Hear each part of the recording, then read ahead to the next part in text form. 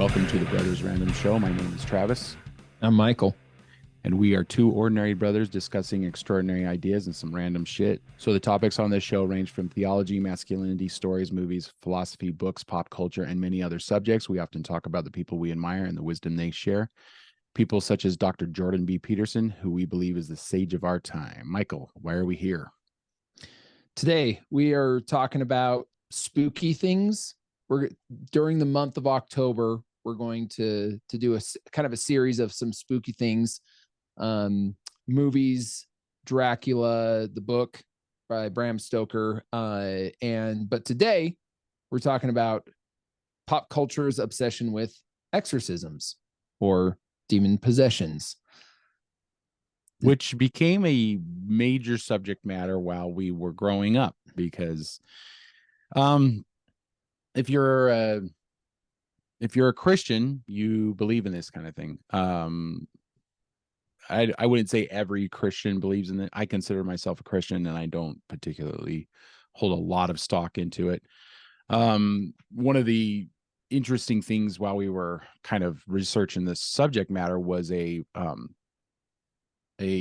interview that Michael Knowles, a political pundit over the Daily Wire, did back in May. He did an interview with Father Dan Reehil, Reehil, and it was back in May that he put this out, and it was very, very interesting. He's an exorcist. Have you ever seen anyone levitate off? I have. Go on. Well, it's an interesting thing because in the Catholic Church in America, so the USCCB, that's our governing body of bishops, we're the only body of bishops that require, before we do the rite of exorcism, the person has to have both a physical checkup and a psychological exam. But we require that because the law says that I have to have moral certitude that the devil is present. And to do that, we have to rule out psychological problems and all this. Okay. When I saw the man levitate off the couch, I had moral certitude that that's not a psychological condition. In all countries, the exorcist needs moral certitude to perform an exorcism that there is the presence of the demon. But like I said, in America, we have to do those two tests to rule out other things. So when I saw this young man levitate off the couch, well, there's my moral certitude that this is not a psychological problem, because that can't force someone to come out of the chair on their own. It was extremely interesting, and he told some stories about exorcisms, and that kind of. So, do you remember the Satanic Panic of the 80s? Do you remember this time? I was probably towards the end of that.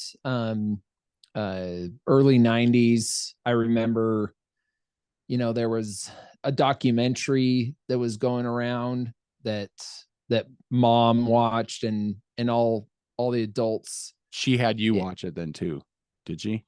I wasn't allowed to. You probably weren't. Until later on.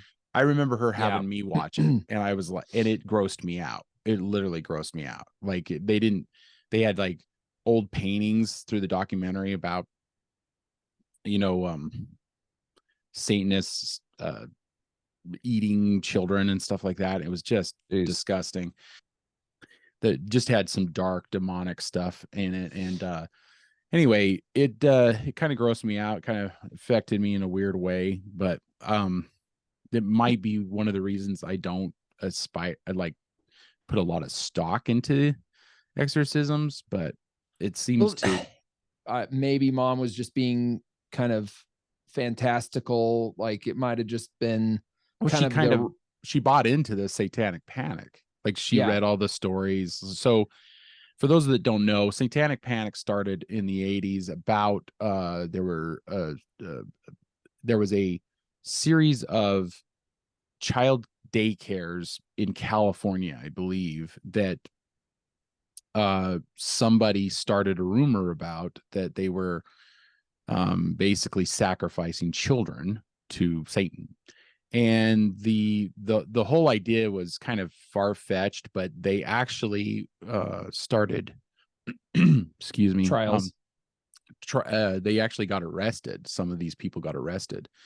And, when you dive into it, you find out that they were never actually, what do you call Convicted? it? Convicted. Yeah. Yeah. There wasn't any proof. So this kind of happened with the Salem witch trials.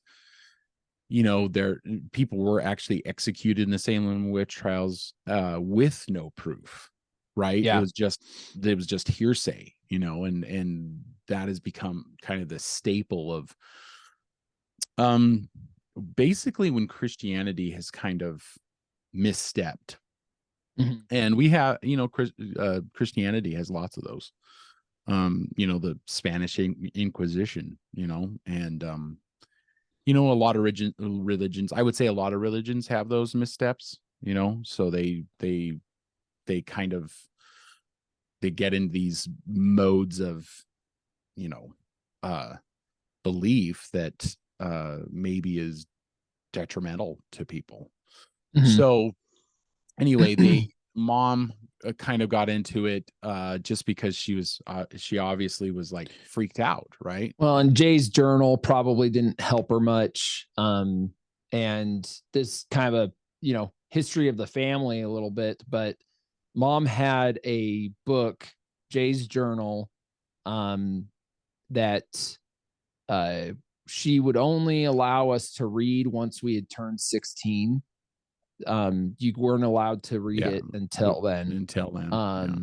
And I remember Curtis reading it, and it freaked him out. Well, it freaked Curtis out enough that he told me about it, and I never read it. Oh, okay. Yeah. I just didn't do it. Curtis was like, it freaked him out. And Curtis was heavily religious. Like he never was part of the polygamous cult. He just became heavily Christian. Well, never wanted to ascribe to Mormonism, just in general. In general, he left Mormonism altogether and just became a very devout Bible reader. And I think maybe Jay's journal had a big impact on him because he was a practical person. So I wouldn't say that he really put a lot of stock into exorcisms, or demonic possession. But it's a bit strange. That's for sure. Well, no one will really know because I don't think it was widely circulated or anything like that. It was probably circulated within the Mormon community because the kid was Mormon. This is a story of a kid that it took place in Utah, somewhere in Utah. I want to say the Provo area. Because when I read it, I want to say that I remember him talking about going to some of these different towns, like Provo and Salt Lake, and you did stuff. read it, and did it freak you out as bad? Years and years ago. But you're kind of young to be reading that, wouldn't you say? Like, I mean, just I was probably too young at 16, but I think mom wanted us to, if we wanted to read it, that we could, because she wanted us to kind of realize how real this stuff was. And to be honest, thinking back on it, and so this Jay's journal is, let me just give the preface. It was a journal of a kid. They changed his name. Obviously his name's not Jay. But his parents felt like his message should be out there, and they gave it to, and they, an editor went through it, kind of just cleaned it up so that it kind of, probably just like spelling and things and stuff like that. But he documented, became an avid journal writer, and it's his story of him just getting involved in the occult and Satan worship and some things there. It just, the progression, and you watch a progression of him, this progression of him doing some just really off the wall, crazy stuff. And then he starts seeing things, and like, anyway, eventually I want to say he deleted himself Mm-hmm. and the editor gave kind of a preface and the suffix, or sorry, what's the Suffix is preface and the suffix? Preface is at the beginning. Yep. So at the beginning, he kind of gave a, hey, this is what happened. This is Jay's story. We changed all the names. This is just his journal. Yeah. And then at the end, he walked through, because it wasn't just him, but many of his friends that he had been involved in this had all deleted themselves. And this is what this priest with Michael Knowles talks about happening when people get into these modes. And I would venture to say that there's more of a mental illness aspect. That was what I was going to say. The now being older and having talked with a few people that probably are just suffering from schizophrenia. Mm-hmm. And I'm just like, I mean, come on, guys, this is probably just a chemical imbalance, and you just need to be given lithium so that you can live a productive life. Is that what they give them now? I want to say it's lithium. I could be wrong on yeah. I want to say that that's one of the prescriptions they can give people that will actually that have schizophrenia, that'll actually kind of cure schizophrenia. So, but my point being is that, yeah, a lot of times this might be just schizophrenia like going on, and maybe you're not really seeing a demon, you're just schizophrenic. Yeah. Did you ever see The Exorcist? Do you remember seeing it? No, I haven't. And so, it's on the top of the list of like all the scare, and we're going to talk about scary movies. So maybe sometime this month I might have to watch it. And like Mom didn't allow us to see it because she thought that maybe it would be inviting that in. Well, in Michael Knowles, this priest actually, he does say that. He's like, listen, if you're becoming curious about this kind of stuff, and you're just opening a door that you may not be able to close. Yeah. So why the fact that we're skeptics probably means we're a little less.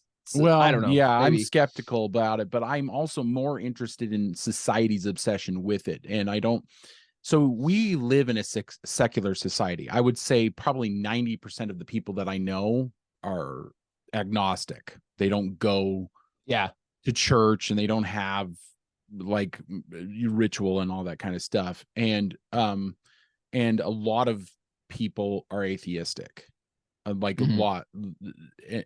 Surprisingly, there's a huge amount of people, when I think about the people I know, is like, wow, I know a lot of atheists, and they're not bad people. I wouldn't say they adhere to laws and stuff like that, but in our secular society, you would believe that this would not be that popular. However, it's massively popular. I mean, Russell Crowe just came out with a movie, I think 6 or 7 months ago, that's on Netflix now, called The Pope's Exorcist. And I don't think it really did very, very well, which is probably why it came out on Netflix pretty quickly. Yeah, it didn't do very well, but maybe this is a subject matter that people aren't interested in anymore. But The Exorcist, when it came out in the 70s, was massive. But you've got a lot. You've got The Conjuring. You've got the what is it, Inferno? There's a lot of Insidious. That's what Insidious. That's it. Insidious. There's a lot of these movies, Possession. Obsession with these demon possessions. I was gonna, how much of the population is Catholic? I don't know enough about that, but the idea, I think the idea just fascinates people, because much of our society has been based on Judeo-Christian values, and because Catholicism is heavy into this kind of stuff, the interview with this exorcist was so interesting because he basically says, well, it doesn't really matter that you don't believe in it. This stuff has happened. And he talks about this 119-pound nun that was possessed that crawled up a wall like a spider.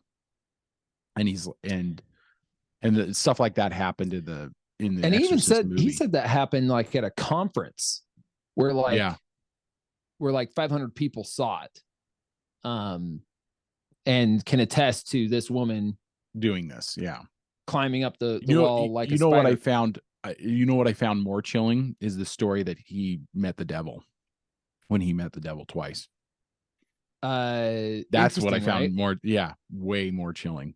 So he tells the story, and I suggest to everybody listening to go find this. It's easy to get. It's on YouTube. So this Catholic priest isn't a priest yet. He's actually a banker in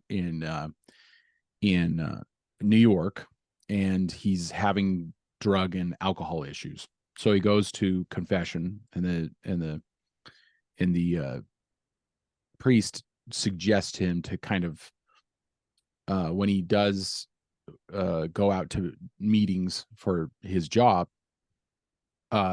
go ahead of time and tell the bartender to give him non-alcoholic drinks, even though he's asking for alcoholic drinks the whole night. So he's like, okay, I can do that. And he's walking home after confession, and this guy approaches him in a suit, good-looking guy in a suit, approaches him, grabs him by the arm, and he's like, nobody does this in New York. He's like, this isn't done. Grabs him by the arm and goes, hey, let's go have a drink. And he just pulls away from him and is like, what are you talking about? And I don't even know who you are, like, kind of thing. Gets away from him, goes to his apartment, and is like just shaken.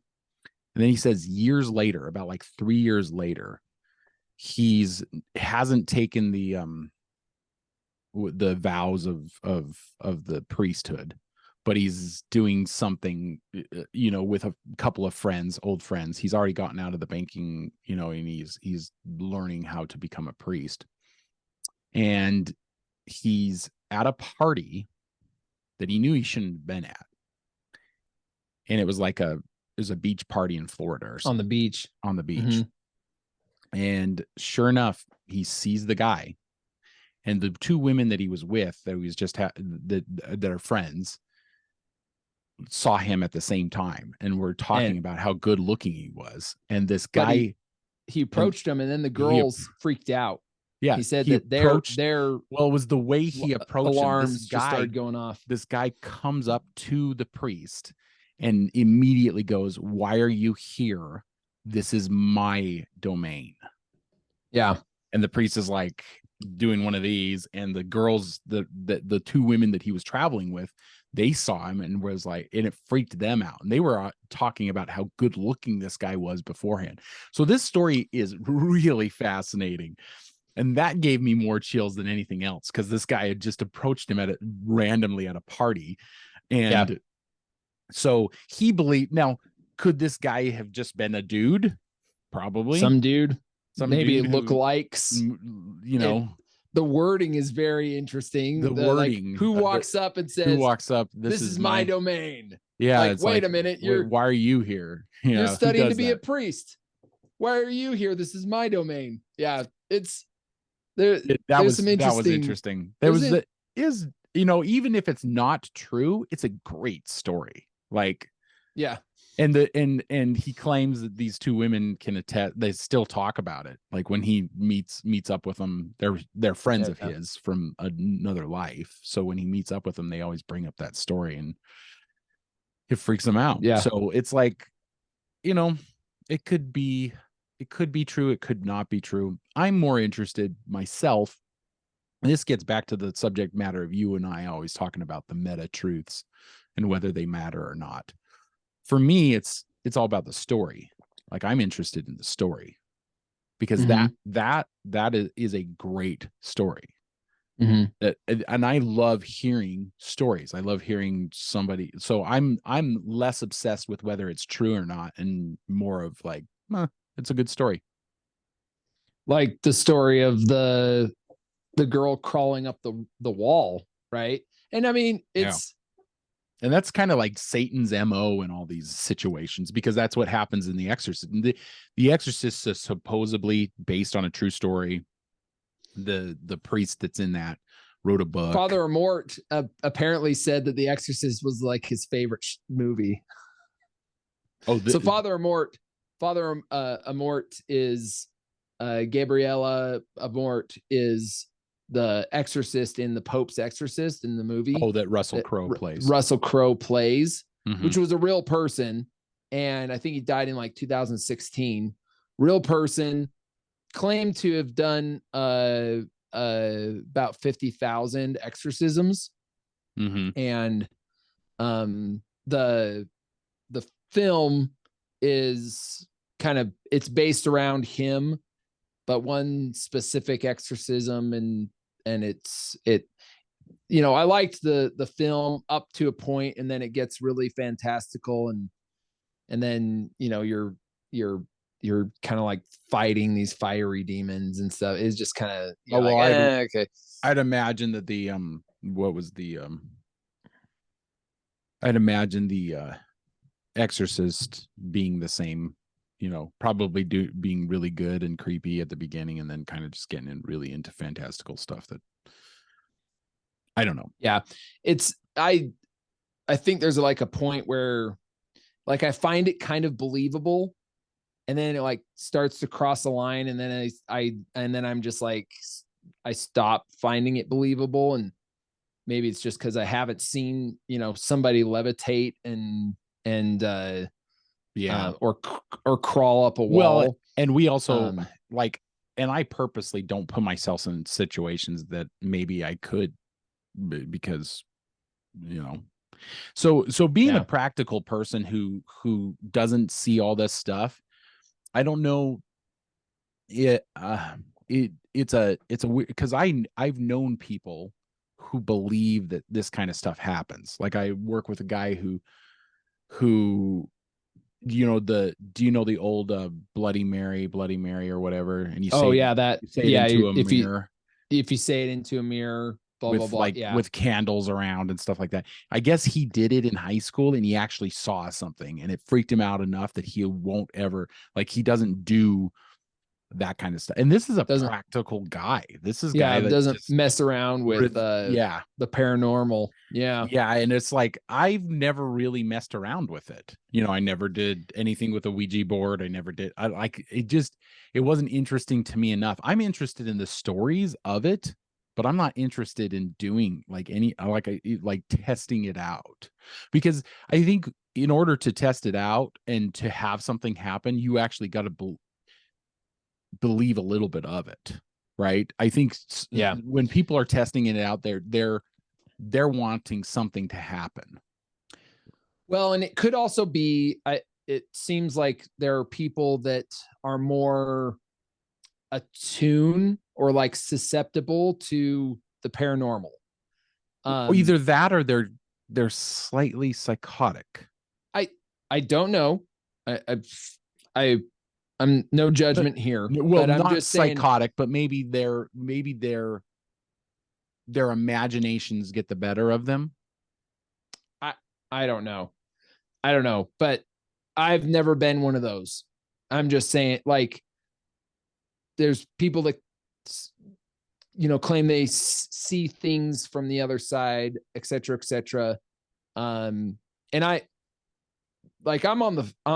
probably 50-50, like maybe 50% of the time it's just up here. Yeah. Right. But maybe 50%, to me, I think maybe there's 50% of the time where legit you do see a spirit, something's going on the other side.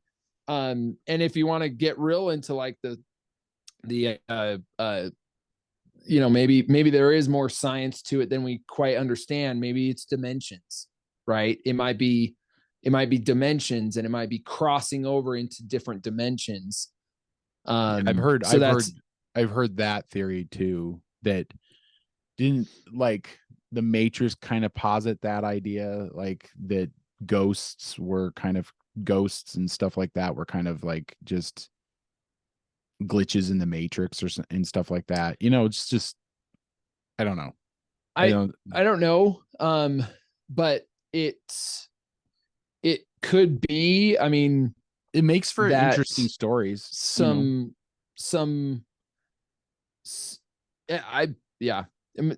Dimensions, possibly. I mean, there's a lot of science we don't understand. And I was thinking about this, and okay, there's a lot of science we don't understand. I mean, but back in the day, it used to be if your house got struck by lightning and it burnt to the ground, that meant, you did something wrong and God was punishing you, something like that, right? Yeah, so you pissed a off lot of God the in some way. ancients were finding these things and saying, well, and going to these, and this is probably a lot of scientists, fight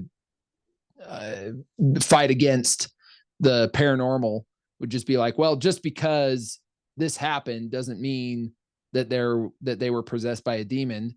It just means that something else was going on that we don't quite understand, right? And they'd probably say the same thing for like, ghosts moving stuff around and in hospitals and stuff. So this like flies in the face of like the unintrusive God.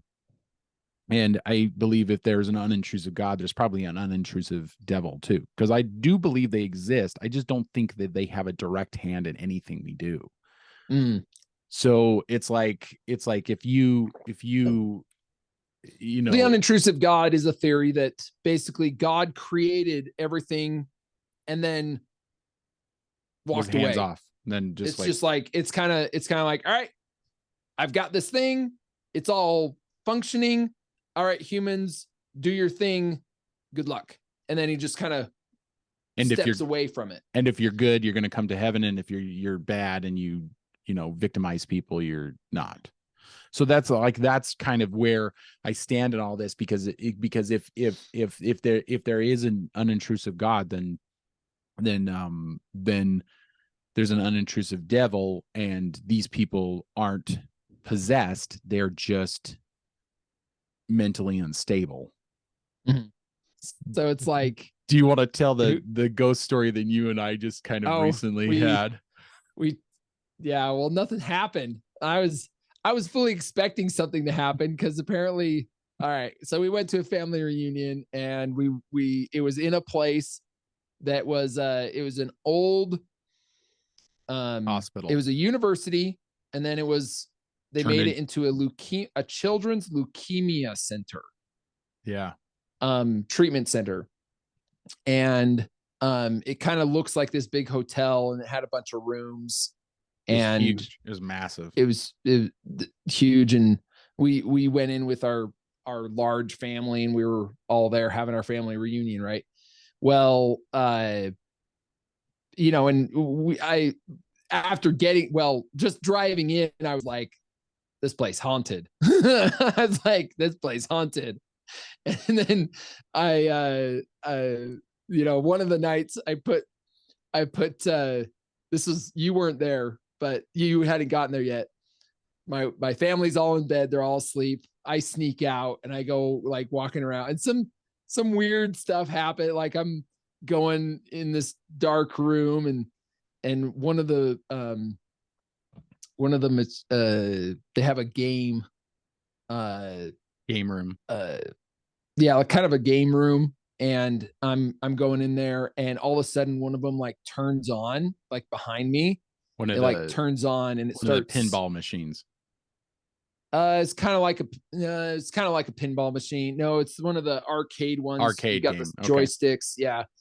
Kind of an arcade one, and it turns on, but not like on. It just starts making this noise, and it freaked you out. I kind of got freaked out, and so I was like, all right, done. I'm out. And then both of us went, and then a bunch of the family like wanted to tag along. So it's like we got it's like this crew 15 of like people, 9 people, and like going around. Let's go see if we can find some ghosts. There's parts of this building. It's a massive building, and it's parts of this building that are still under construction. And so we go up to the attic.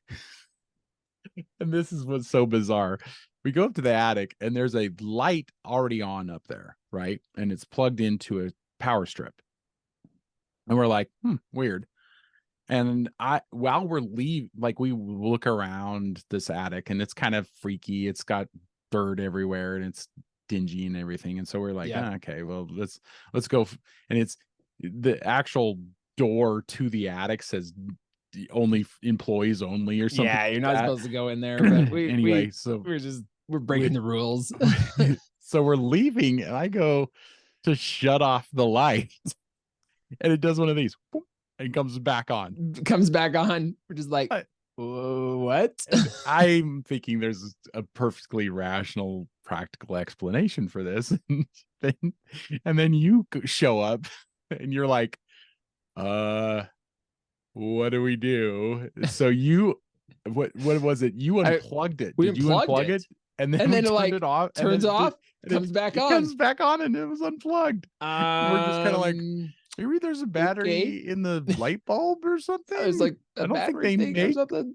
I don't think they make no idea batteries with light bulbs. Anyway, we all left after that. But I still think there's a perfectly it's probably a light bulb that has like some kind of battery or like reserve, like a power reserve to it or something, so that it never goes off. That's probably what it was. Anyway, but like at the moment it was kind of freaky. It's just like, why is this light bulb not turning off? If there had been a major huge sound at that time, we probably all would have left with like shit stains in our underwear.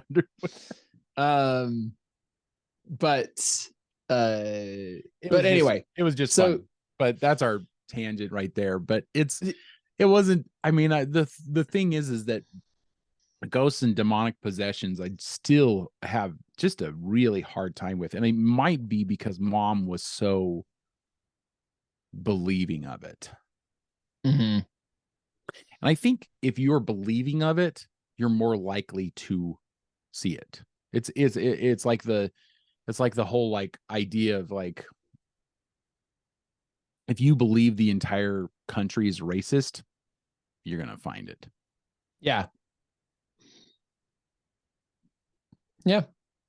maybe these people that believe in these demonic possessions and spirits and demons and et cetera, they have some they're kind of, probably gonna find it. If you believe in it, you're probably gonna find it. Yeah. And I think I'm always gonna be a skeptic. Because I mean, and that's where the unintrusive God comes in. I'll still say prayers and stuff like that, but I say them with this idea that it's just a ritual, and I don't honestly believe that God's going to grant me anything or bestow it on me, kind of thing. And it goes back to like the God is as a butler, he's going to bring you what you want. Yeah, that conversation. It was during the Exodus. Exodus. Yeah, it was during the Exodus seminars that Dennis Prager was talking about. He didn't believe in a butler God. Yeah, a butler God where you. And he admits that even though he believes in God, he's probably maybe seen or experienced one miracle in his entire life. So, and I'm kind of, I would have to say I'm kind of the same way, only I've probably never experienced a miracle. But then it goes back to what we've spoken about before, is there a miracle? What do you call it? Is just, holding your baby for the first time after your wife's given birth. Is that considered a miracle? Like if you see, it's again, if you believe in miracles, then you see them everywhere, right? If you believe in every day is a miracle. Every day is a miracle, right? Yeah. But if you the sun came up and we're here on a planet that has life on it, which we haven't been able to find anywhere else. Life anywhere else. and and everything seems to be just perfectly aligned for there to be life on this planet. Yeah. Right? They're just, I mean, okay, like, isn't Yeah. that a miracle? Like, Yeah. Well, and that's really the question, because if you, like I said, if you believe in demonic possession, you're going to see demons everywhere. If you believe in miracles, you're going to see miracles everywhere. You know, it's so like, I was looking up the numbers. So Catholicism is about 23% of America. Protestants are about 48. So about 49% of America. And then 1.9% of Mormons. So now Mormons do believe in possessions. I think Protestants believe in possessions as well. So that you're already over. I mean, you're basically 70%, almost 75% of America that believes this in possession, these things happening for reals. Yeah. So which is we why might be skeptics. We might be a little bit skeptical, but which is why that overwhelming majority of Americans actually believe that this is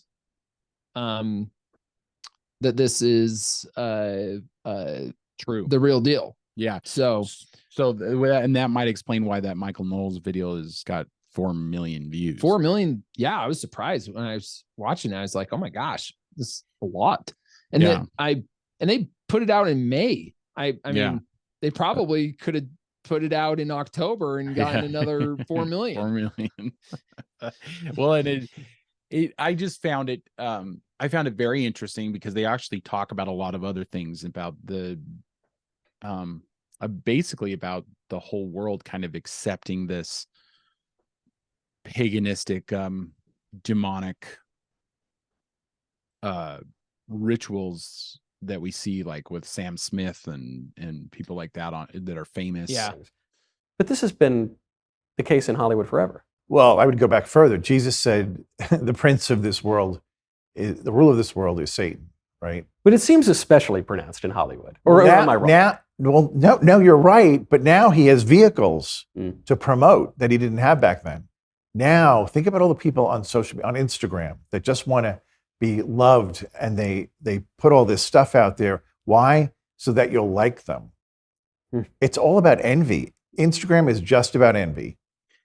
So for me, for you and I, or at least for me, Halloween for me is just fun. Mm-hmm. That's what it is. It's to get candy.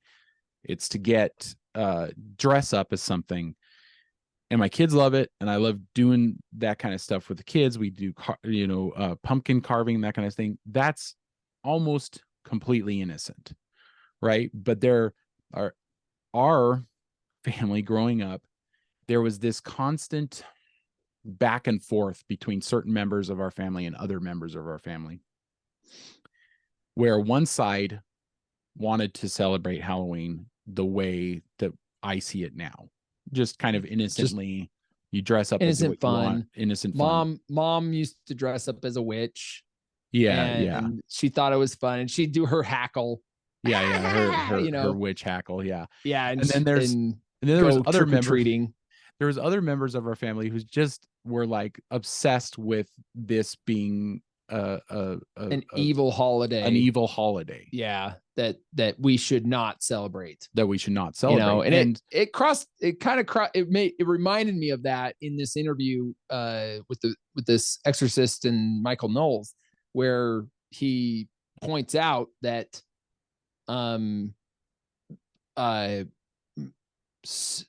the numbers for Halloween, satanic ritual murders are way higher on Halloween than they are at any other time of the year.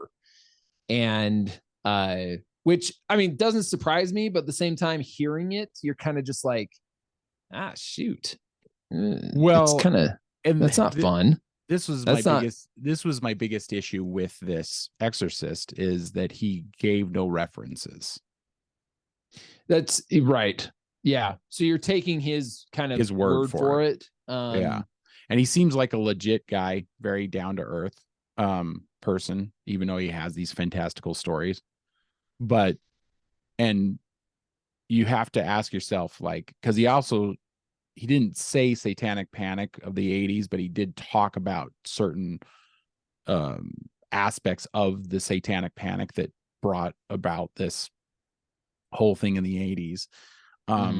Which is even touched upon in like Stranger Things, you know, of all places and stuff like that. So it definitely,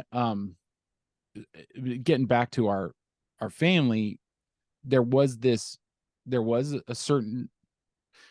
certain aspects of it where they kept doing little compromises. Like one year we were allowed to dress up, but you couldn't wear a mask. You could dress up, but you couldn't dress up in anything scary. You could only dress up in like what you wanted to be in the future, or right? like Ninja Turtles or Power Rangers. You couldn't do Ninja Turtles or any of that. Yeah. It was just a weird time for us, because it was like the innocent aspect of Halloween was what one part of our family wanted to do, and the other aspect of Halloween were freaked out by the Satanic Panic, and so they were like kind of always at odds with each other about Halloween. You know. Yeah.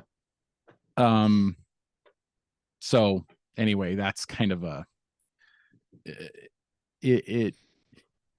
think it goes back to the people who believe that exorcisms can happen, and so Halloween does freak them out in that case. But if you're like me and you kind of don't believe in it, then you're more or less likely like, Halloween's just a fun time to dress up. Just fun. Yeah. Well, and it pretty much was a pagan holiday. It was a lot like the Day of the Dead in Mexico.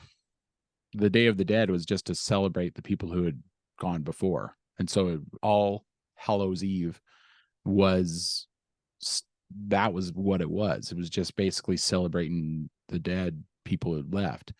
I don't know when it became, like Satan's holiday or whatever. From my understanding, it was kind of started out, the idea was that you would dress up as scary things to chase away the bad spirits. Okay. Yeah. So you like dress up as something scary, and it was like kind of a medieval attempt to, okay, we're gonna dress up as something scary to scare away all the bad spirits. Right. At least that was kind of my understanding of the part of the start of All Hallows Eve. Yeah. So and somebody I was talking to said it was a lot like Day of the Dead holiday. Yeah. It's just kind of interesting, fun, and it wasn't meant to ever be like a satanic thing. It just turns into a satanic thing for some reason. I would have to say that probably during the Puritan era, All Hallows Eve became this, because the Puritans weren't about holidays at all. Yeah. I mean, they didn't even celebrate Christmas, so even though they were a Christian group. So I don't know. It's it's an interesting portion of our society. As far as the exorcisms go, though, pop culture is really into it. I don't know how many possession movies there have been, but there have been a lot. There's a lot. Yeah. And there's Supernatural, like the TV series. Yeah, the TV series. 15 seasons of demon possessions. Yeah, that's all it's well, about. demon right? possessions, angel possessions, like the whole The whole gamut. Yeah, exactly. Well, So and X-Files had a few of those. They weren't like the main thing with X-Files was aliens, but they had a few of those monster of the week kind of stuff, or monster of the month, or demon possessions and satanic rituals. Yeah, and so they had a few. They of had those. One of the best quotes I remember from that show is Mulder saying to Scully, "Is like, even the devil can use scripture to justify his ends." Really? I don't remember. Yeah, that was one of the best time. lines. I liked it so much I wrote it down and I remembered it after all these years. Yeah, he's saying it. He was saying it to Scully, and he was trying to convince Scully that there was some. It was one of those episodes where it was dealing with like satanic ritual of some kind, and they had gone to investigate it, and he's like, well, even the devil can, because Scully's always the skeptic, and she does wear a cross. So what does that say? She's Catholic. Yeah, she's Catholic, but she's also the skeptic because she's a scientist.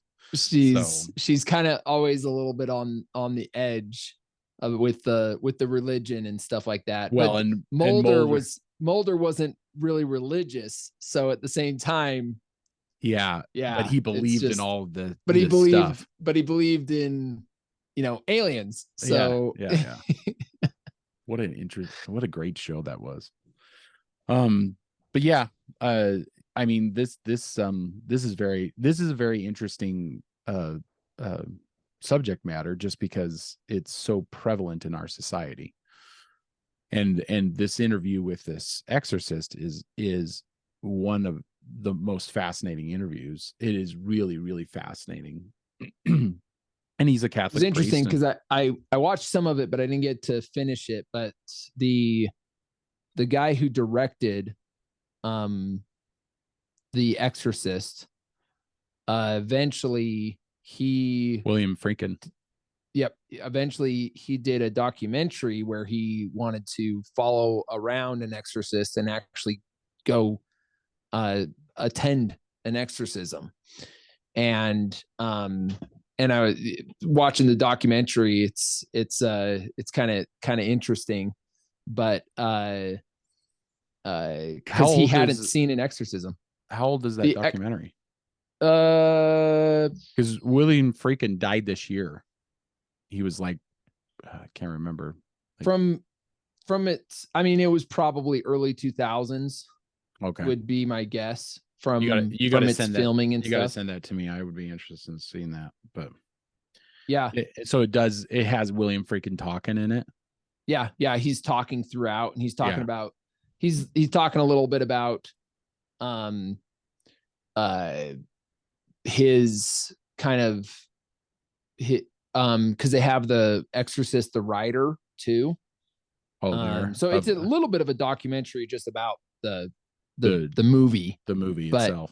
He talked about how he contacted the father, the priest that it's kind of based on, and told them, and he was like writing the script or wanted to write this script, and the father was just like, oh, totally, I mean, I'll help you any way I can. Let me contact the family that we did that of this person that we did the exorcism on, and let me contact the family and see if they're fine with us writing a script and maybe making a movie about this exorcism. And he wrote back saying that the family had denied them being able to so they had to do that. And so the father was like, it's like, okay, I was hoping that we'd be able to do something. I can't, they don't want it. So, and then the writer said, he's like, that just that just gave me the green light, because now I could realize that the family wasn't, they weren't attention mongering. They weren't trying to they weren't trying to attention monger, and that this, like say, oh, this didn't priest, happen. This didn't happen. This priest, and he felt like this priest was the real deal, so he ran with it anyways. Well, and So- I've been told that there's a lot of creative license taking in that, but I'm sure, just like the Pope's exorcist, there's a ton of creative license. yeah, but Yeah. but if you listen to this Father Reehil, if you listen to this Father Reehil, then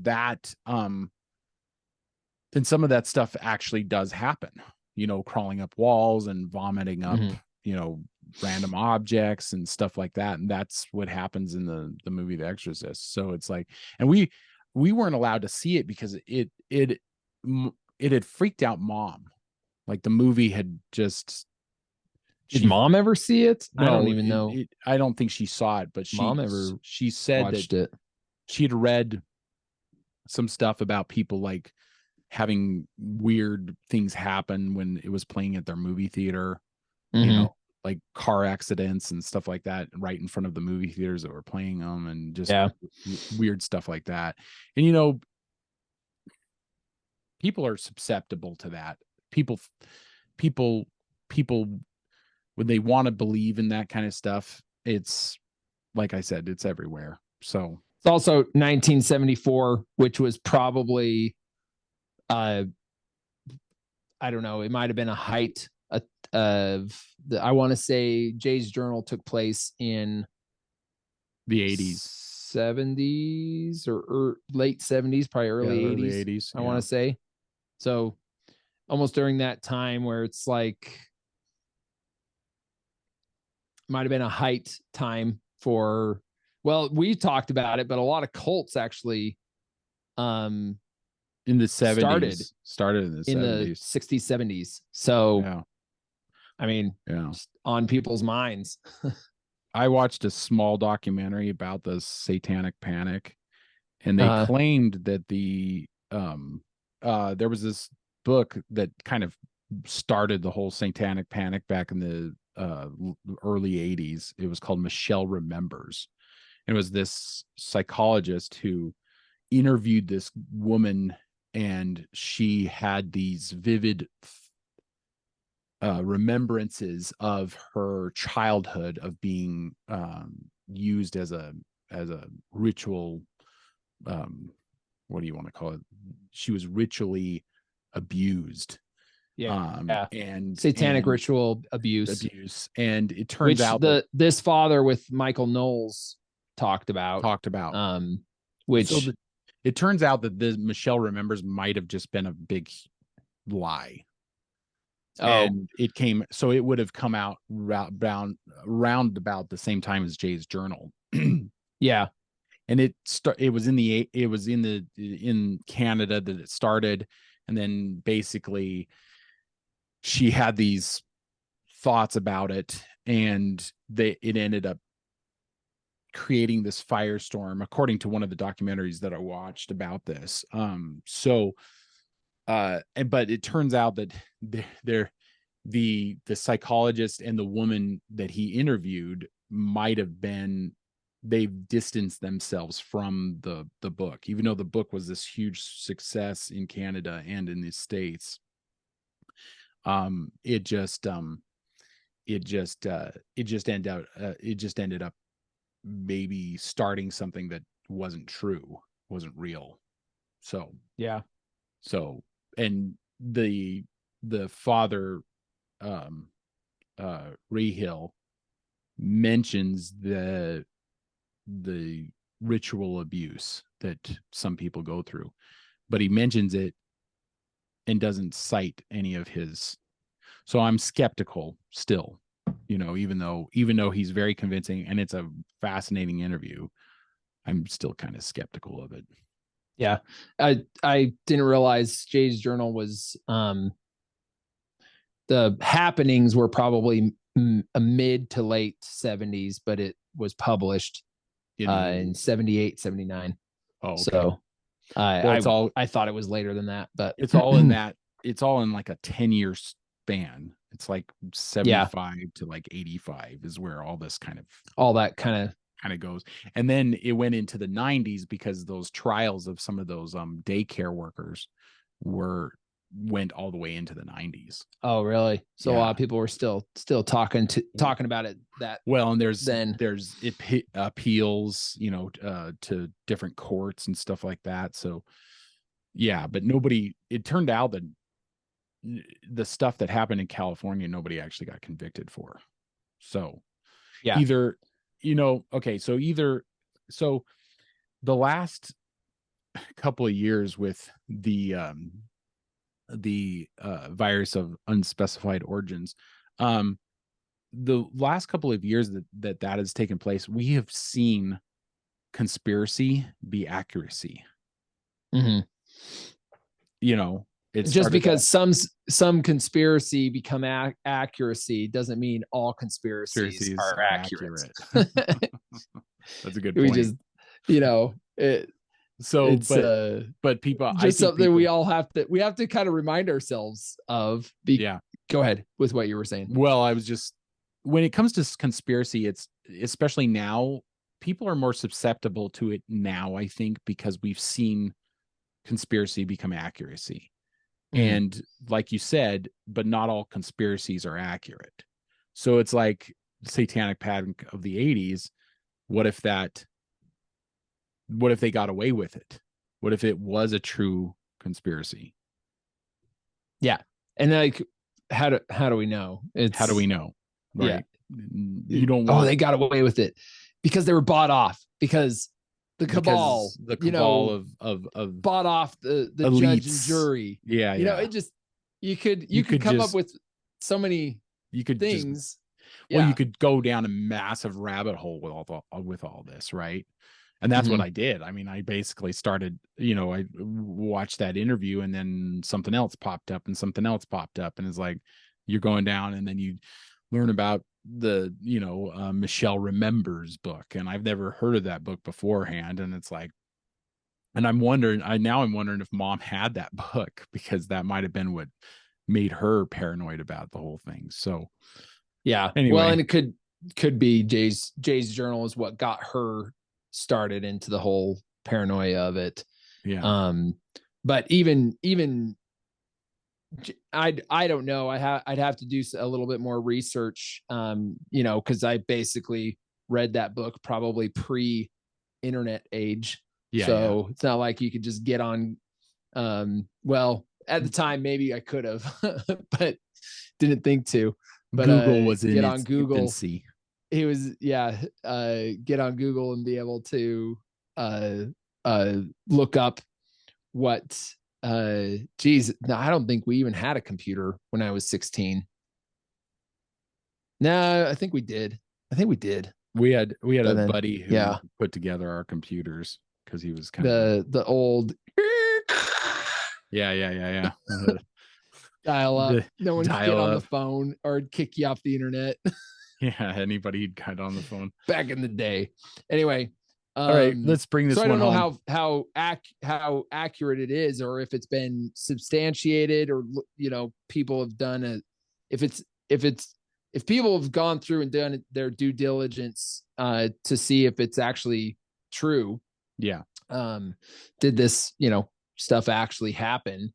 Some of which none of it would be able to, because if it's one person, two people and they're all passed away, three people, whatever.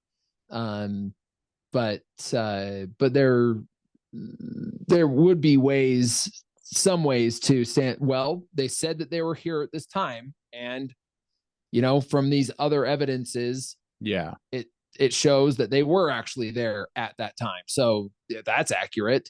There's ways to falsify or find the truth. But I know you're a skeptic. I'm probably a skeptic, but maybe a little less of a skeptic. I don't know. I was talking with a friend, and she was saying, like, two guys that are skeptic talking about it. You guys need to have somebody on who believes in it. Who believes. Yeah, but nobody. So the people who believe are so paranoid they would never come on this show. I don't. But yeah, anyway, maybe next year for October we can do that. Also, I think it'd be fun to do a deep study into like the history and origins of Halloween. That would be kind of fun. Yeah, maybe next year for the month of October. Yeah, that might be fun. Yeah. On that note, keep reading, keep listening, keep watching, learn more. We'll talk to you later, brother. See ya.